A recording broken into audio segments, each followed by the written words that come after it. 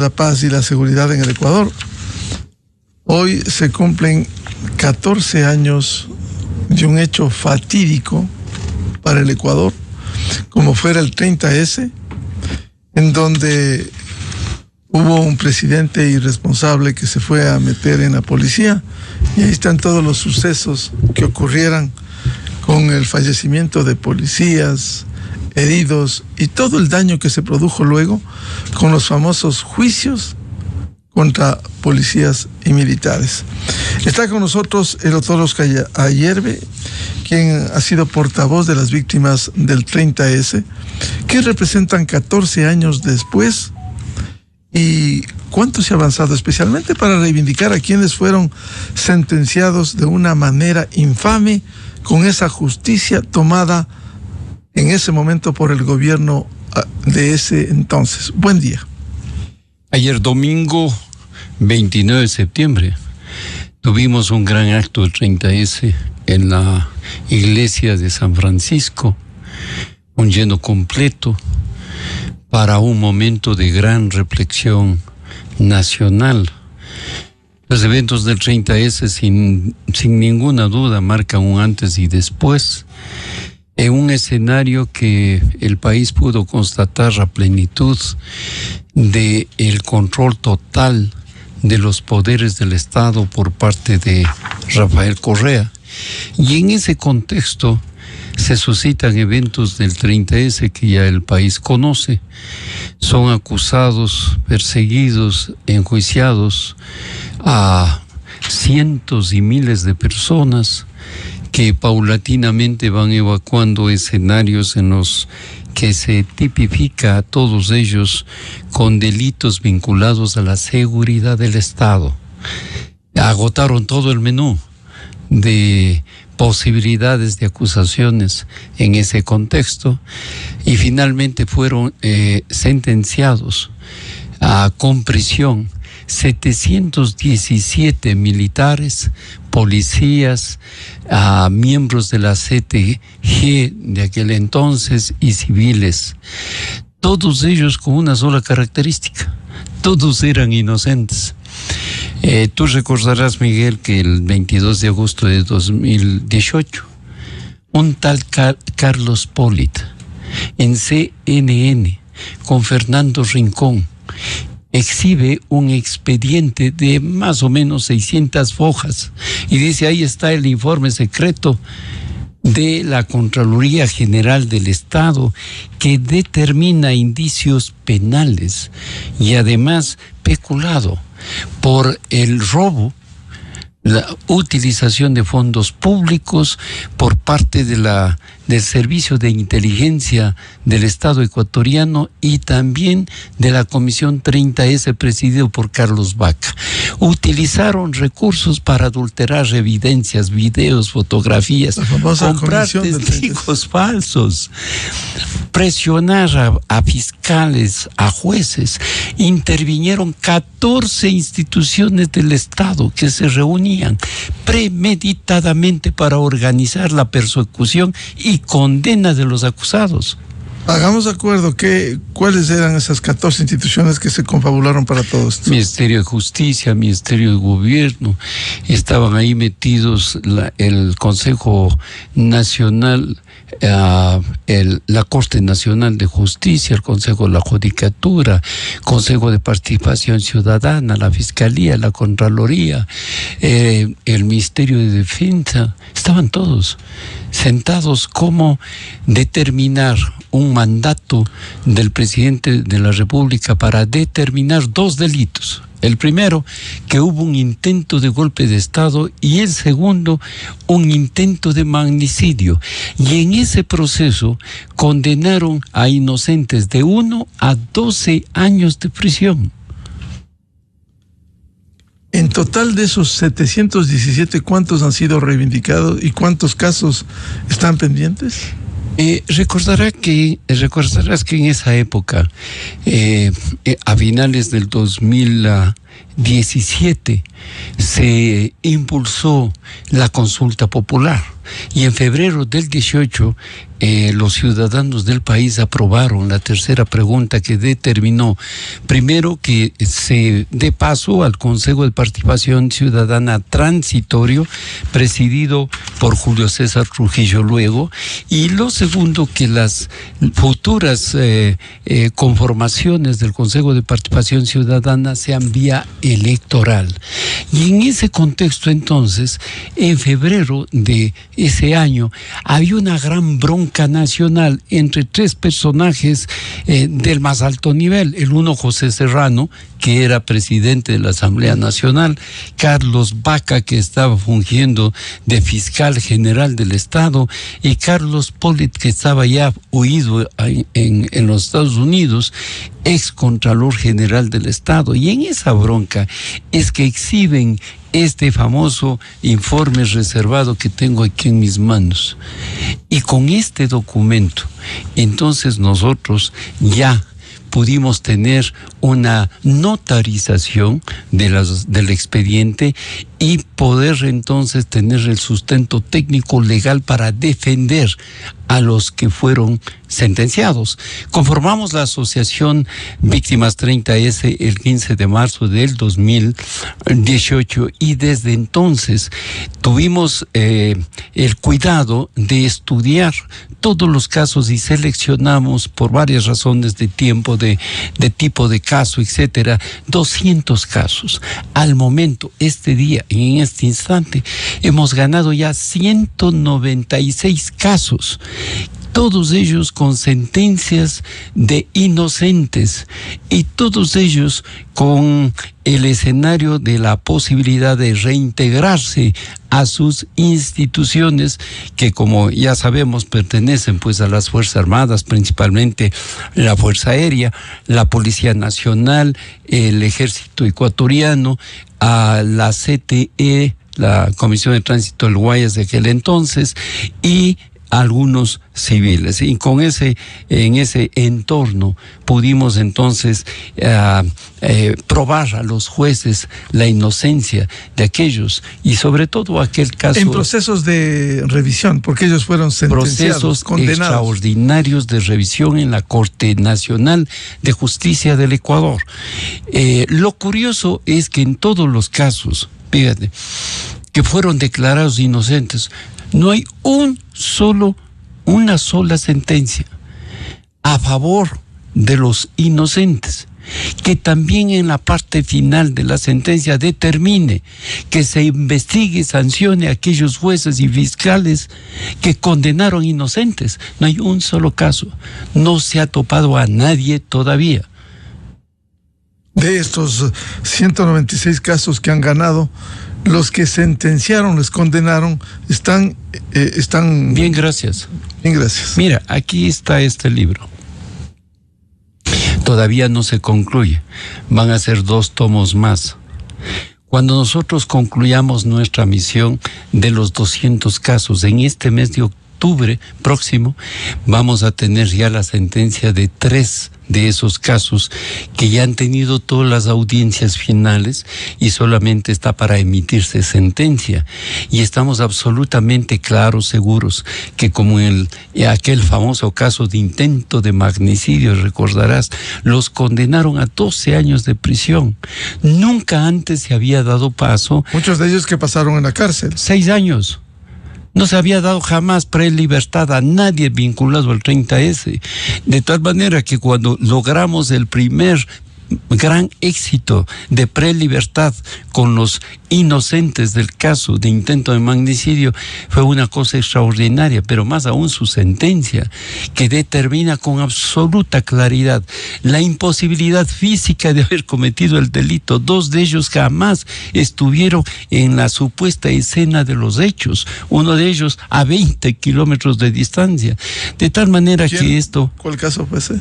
Bueno, fue Jesús Getacama, quien estuvo a 20 kilómetros de distancia en la zona norte de Quito, cumpliendo responsabilidades de su función. Policía, desde luego. Fue a la cárcel. Fue a la cárcel. Todos ellos tuvieron 6 años en la cárcel. De tal manera que para Para nosotros esto es un caso de profunda reflexión nacional. No puede volver a darse un escenario de persecución a los niveles de violación de derechos humanos tan brutales como se dieron. Proyectos de vida, entornos familiares, económicos, destrucción el trabajo, total. Todo. El hogar, la parte económica. Muchos quedaron en la miseria. Porque nadie les puede dar trabajo cuando tú tienes acusaciones de sabotaje, terrorismo, etcétera, etcétera, etcétera. Ni en lo público ni en lo privado. De tal forma que la afectación fue gigantesca y todavía perdura. De tal manera que las reincorporaciones a la institución en muchos casos que ya se han dado es apenas una pequeña gesto de reivindicación. Falta mucho por hacer. Ahora, si hubo 717 sentenciados, como ha dicho el doctor Oscar Ayerbe, y 196 casos ganados, ¿qué pasa con el resto? El resto cumplieron sus penas. Muchos de ellos ya no quisieron seguir en este proceso de reivindicación. Otros salieron del país, fueron migrar. Es una tragedia humana gigantesca, de tal manera que la destrucción y el impacto causado es irreparable. Nosotros hemos visto casos extremadamente profundos. Solamente un gesto recordarás de aquel policía que se arrodilla y grita y dice: ¿y por qué? ¿Y por qué me hicieron esto a mí? Y ya fue declarado inocente ese día, en llanto, preguntándole a Dios por qué le pasó esto a él, por qué le hicieron esto a él. No, ahora ya está reintegrado, ventajosamente tiene ya una vida cuasi normal, pero le quitaron su vida. De los 700 casos, el 90% sus estructuras familiares se destruyeron. Es decir, la separación de sus hogares, de sus matrimonios, de sus instancias personales fueron destruidas. Y las afectaciones a los hijos, a las familias, a los entornos cercanos, fue irreparable el tema. ¿Todo por el ego de una persona, le pregunto? Yo diría que cuando funcionarios, instituciones y el Estado llega al escenario del control total de las funciones, como pasó en ese momento, y que solo con un pronunciamiento en un sábado cualquiera podía destruirse familias y todos en el entorno para obedecer y agachar la cabeza, implicó la mayor complicidad de un daño social irreparable, inimaginable. Los que sufrieron aquel embate de persecución, como muchos de nosotros, nada se compara a lo que pasó en el 30S. Es mayúsculo el escenario. Ahora, ¿qué dice el informe reservado al que ustedes tuvieron acceso y que sirviera para estos procesos? Que usaron fondos públicos para hacer cosas ilegales. Inteligencia. Y es un tema de Estado que debería profundizarse, un control realmente profundo de cómo el Estado ecuatoriano ha utilizado recursos para el manejo de temas de manejos de inteligencia, que ha sido, por un lado, en el proceso constitucional de la defensa de la seguridad, pero también un espacio abierto para los atracos más gigantescos de dineros públicos. Y en el caso de 30S, utilizaron a mansalva para poder determinar escenarios de la más absoluta perversidad.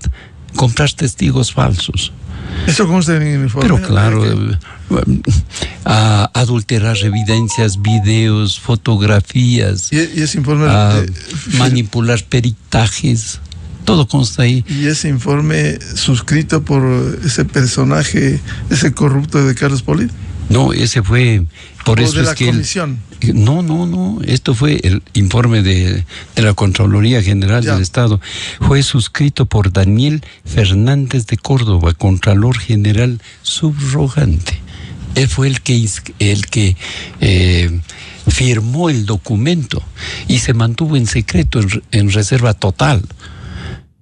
Sin embargo, cuando se da la gran bronca entre ellos, es que aflora esto para que Carlos Pollitt, ¿no?, ese ángel perverso que existe ahora condenado en los Estados Unidos, supuestamente hace público para demostrar que nunca hubo un 30S, que los perseguidos fueron inocentes, que Rafael Correa era responsable, que Moreno conocía del tema. Yo saqué 10 expedientes de este informe. Uno le entregué y le mandé al expresidente Moreno para que él no diga que no lo tenía, no lo conocía. Le mandé a la presidenta de la Asamblea Nacional, que también conocía o estaba en el proceso de juicio político en contra de Carlos Vaca, a asambleístas que procesaron ese juicio político y finalmente lo destituyeron, y algunos periodistas del país. Entregué este documento, pero todos los jueces que conocieron los casos de 30S tuvieron este informe. ¿Qué hicieron? Ya leer esto, ya quedarse paralizados, porque qué más evidencia de que todo esto. Lo que se prestaron. Pero claro, de tal manera que no tenían forma de no sentenciar de otra manera que no sea inocencia, ¿no? ¿Habrá jueces que dictaron sentencias condenatorias que todavía sigan en sus puestos? Totalmente, todos. Recuerda que Gustavo Yalc nombró a 2.872 jueces y fiscales. Han salido menos de 100. De tal manera que nos confrontamos con una... ¿La estructura está intacta allí? No, totalmente. Yo estoy escribiendo ya un documento para enfrentar el tema de Gustavo Yalc, que nadie lo quiere topar. Él fue cómplice de un escenario de encubrimiento de un caso en el cual un tribunal de lo contencioso administrativo, sin tener competencia, es decir, sin tener ninguna posibilidad de sentenciar, emiten sentencias, y para lograr hacerlo manipularon los sistemas informáticos del SATG.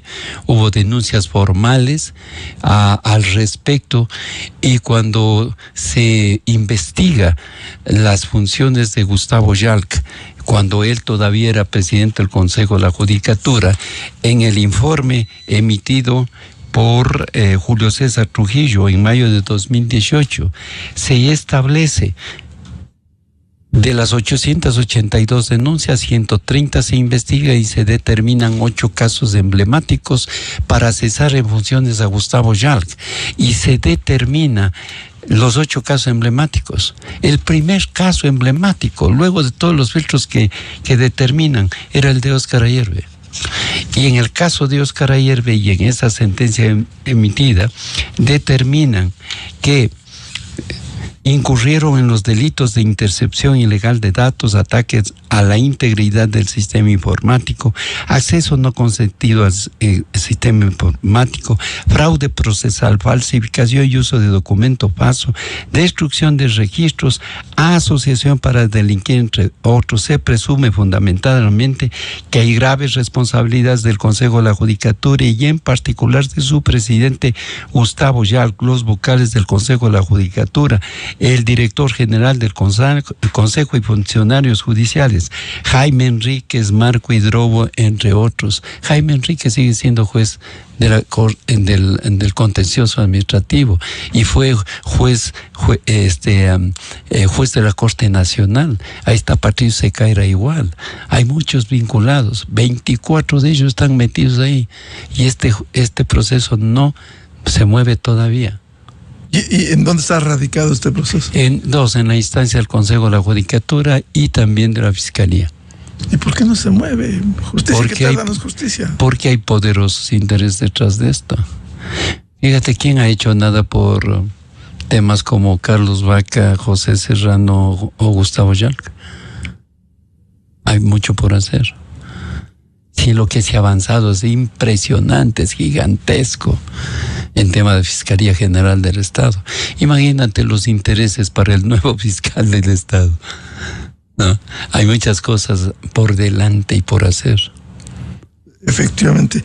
¿Será posible con todas estas injusticias y el establecimiento de reivindicaciones, por ejemplo, para los policías y militares por el 30S, juicios de repetición contra esos responsables? Yo no he visto uno solo. ¿No se podrá ejercer eso? Hay un mandato constitucional y legal. Absolutamente. ¿Por qué no se repite contra esos malos funcionarios? No se da. Porque los bomberos no se pisan las mangueras entre ellos. Los jueces no se pisan las mangueras entre ellos. Los fiscales tampoco. El tema es bien complejo. Un proceso de renovación de la justicia ecuatoriana, había un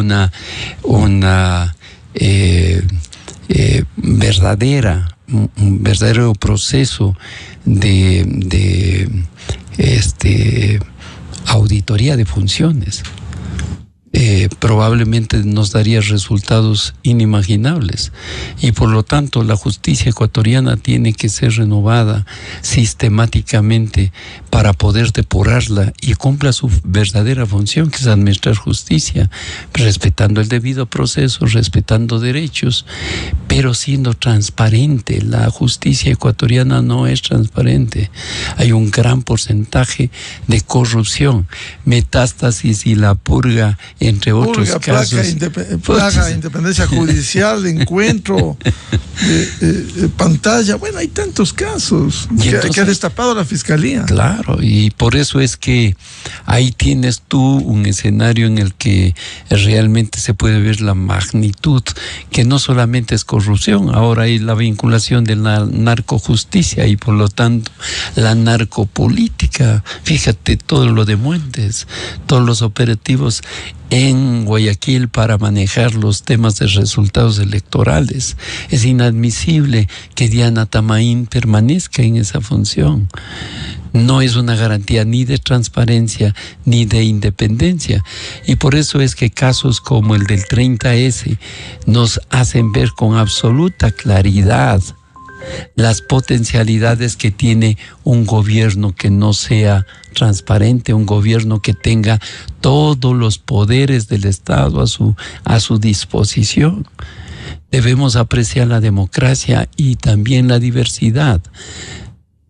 Todos estos casos, partiendo del 30S, al cumplirse 14 años, ha sido un reflejo, porque ha continuado los casos que se han mencionado: Metástasis, Purga, Plaga, independencia judicial, obstrucción de la justicia, pantalla, encuentro, tantos casos.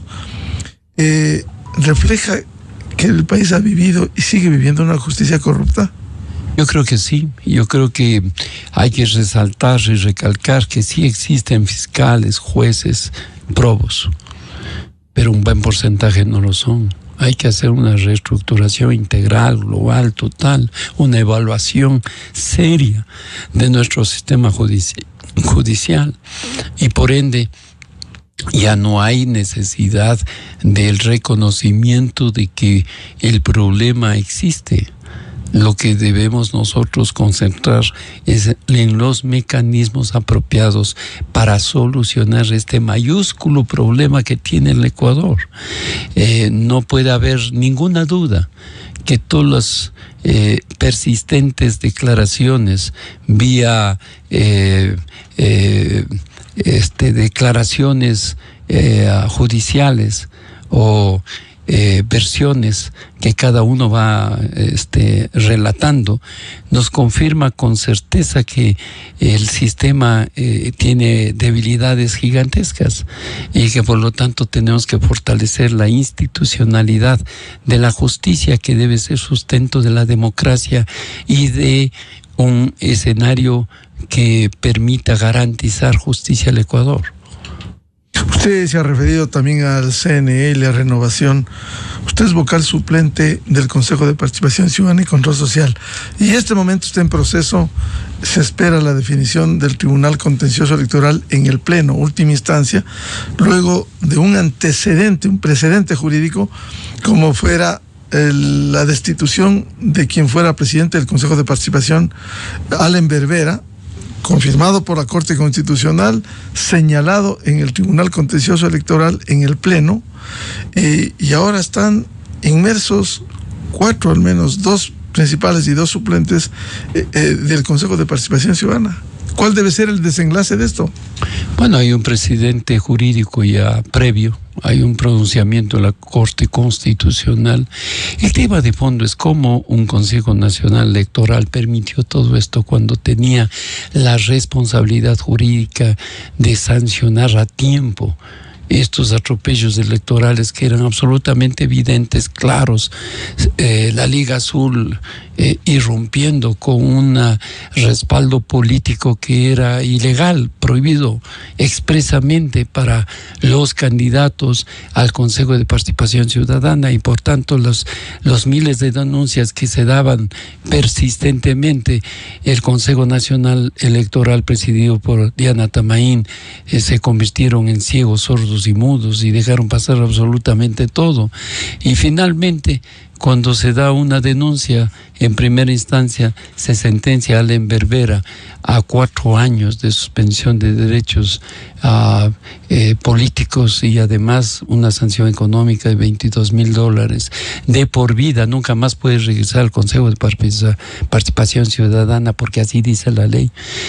Finalmente es ratificada por el Pleno, y además también hay que recordar que él fue destituido por la Corte Constitucional por desacato a una sentencia institucional. Pues el mismo delito tienen los 4 que ya han sido sentenciados en primera instancia, pero es el Pleno de ese organismo que tiene la responsabilidad de tomar una decisión, de sustentar lo que ya está debidamente ratificado, sentencias ejecutoriadas, o modificarlas.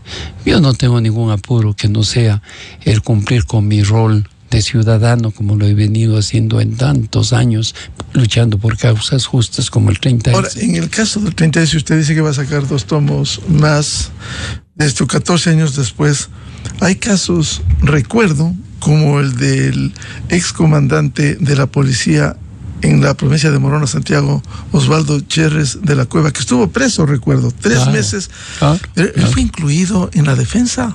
¿O se lo marginó, o se lo dejó? ¿Están todos los que sufrieron ese 30S, o solo unos y no otros?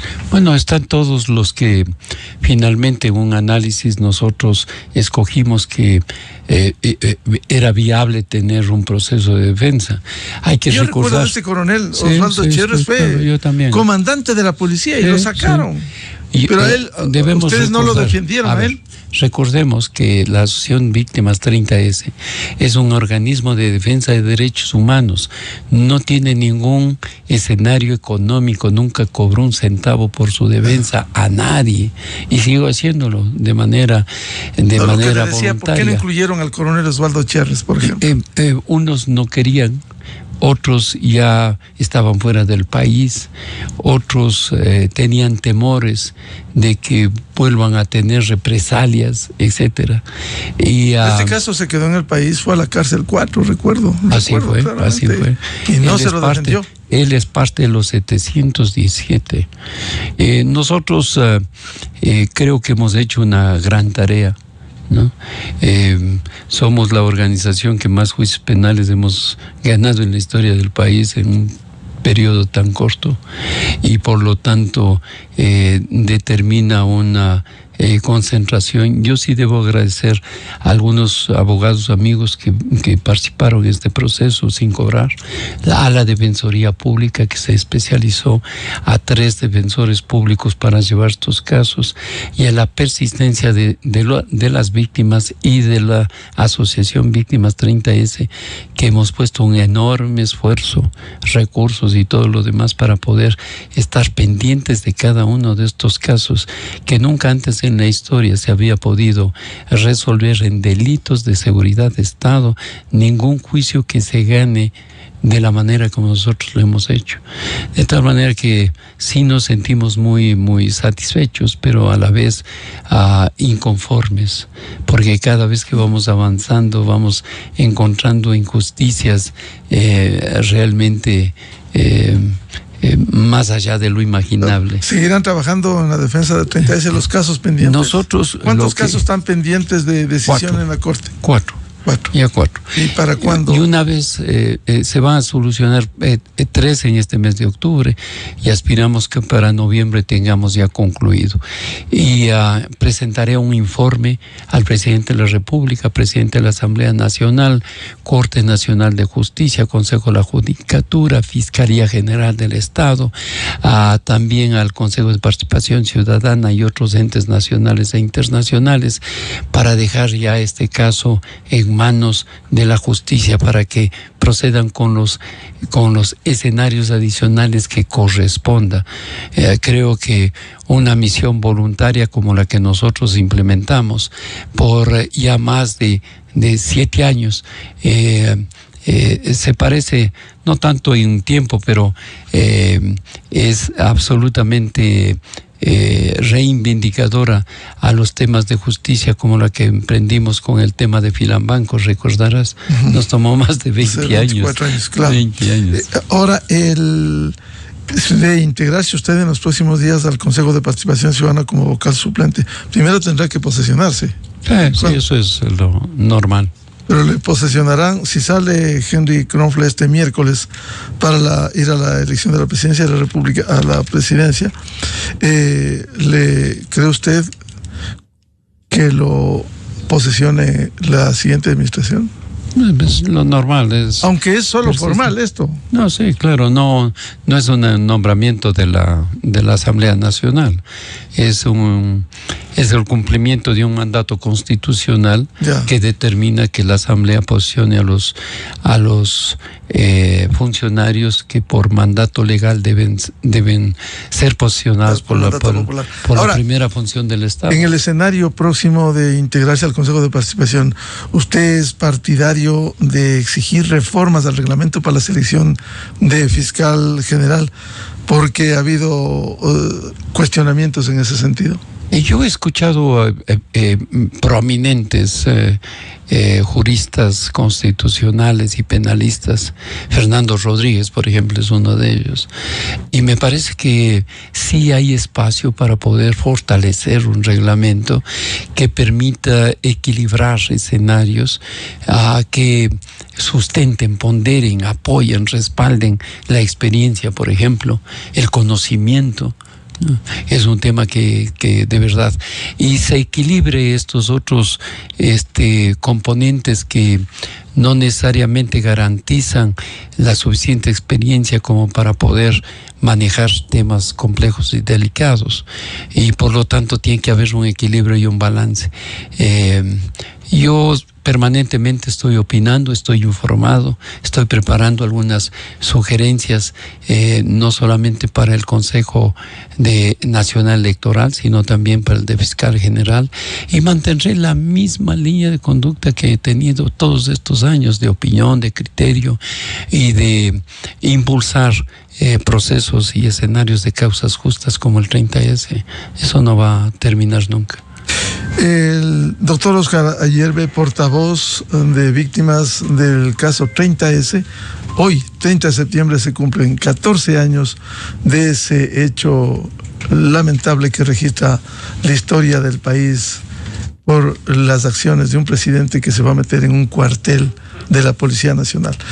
Muchas gracias, doctor Oscar Ayerbe, su presencia aquí. Muchas gracias, Miguel, muchas gracias. 7:15 minutos en el territorio continental ecuatoriano. Vamos a una pausa y luego volvemos un panel con la catedrática y analista política Sofía Cordero, el columnista del Comercio y analista Lolo Echeverría y el analista político y catedrático Gabriel Hidalgo para hablar sobre este proceso electoral. Este miércoles 2 de octubre debe cerrarse el proceso de inscripciones, al menos para la presidencia y vicepresidencia.